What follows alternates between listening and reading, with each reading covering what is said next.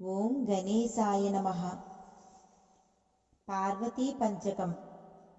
పెళ్లి కావలసిన లేదా పెళ్లి కాని ఆడపిల్లలు పార్వతీదేవి చిత్రపటమును లేదా విగ్రహమును ముందు పెట్టుకుని యథాశక్తిగా పూజించి తర్వాత ఈ పార్వతీ పంచక స్తోత్రాన్ని 5 లేదా 9 లేదా 11 లేదా 108 సార్లు ప్రతినిత్యము పఠించినచో అమ్మదయతో చక్కని గుణవంతుడైన వరుడు లభించగలడు.